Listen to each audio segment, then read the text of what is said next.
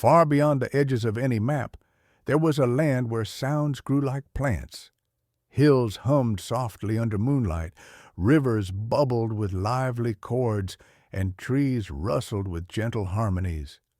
This place was known as the Echo Weaver Hills, a realm where every sound left behind a tiny shimmering thread in the air. Most people could not see them, only hear them.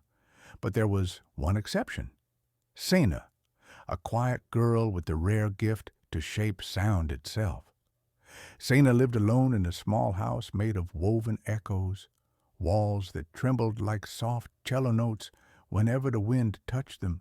She had no magic objects, no heirlooms, no enchanted tools. Her only power was her ability to gather loose sounds drifting through the world and mold them into peaceful melodies.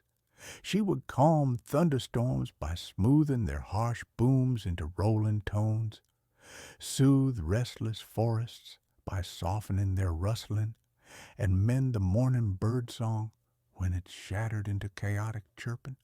One dawn, as Sena stepped outside, she noticed something wrong. The hills were silent. No hum, no whisper of harmony, no musical breeze. It felt as if the entire land was holding its breath. Sena pressed her hand to the ground and felt nothing, not even the faintest vibration. Sound hadn't simply faded, it had been taken. Threads of melody that normally shimmered through the air were gone, leaving the sky strangely empty.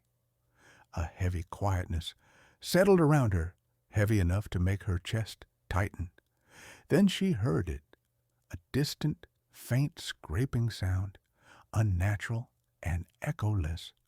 She followed it through the hushed grasslands, her footsteps sounding strangely loud against the quiet earth.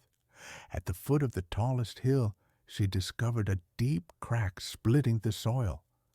From within, it pulsed a cold, muffled rumble. When she leaned closer, she saw something impossible. The silence vine, a rare ancient plant believed to exist only in forgotten myths.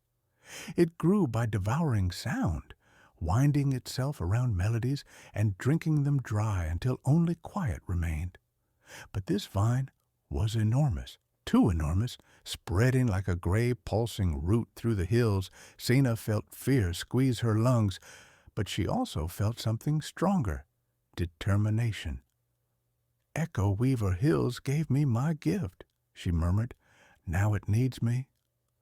Without any tools or magic items, Sena used only her voice. She began humming. It was soft at first, a fragile thread of tone trembling in the silent air. The silence vine recoiled. It wasn't used to a sound created from pure intention. Sena's hum grew warmer, deeper, steady enough to slow the vine's pulse. She shaped her voice into layered harmonies, tones she'd never dared to create before. The echoes wrapped around the vine like shimmering ropes of silver-blue sound. The vine shook violently. Silence cracked like thin ice. The air trembled as muffled notes resurfaced under the soil. Sena inhaled deeply. Then she sang.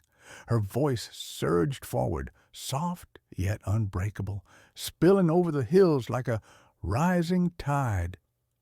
It wasn't a beautiful melody or a perfect one. It was something raw and powerful and completely her own.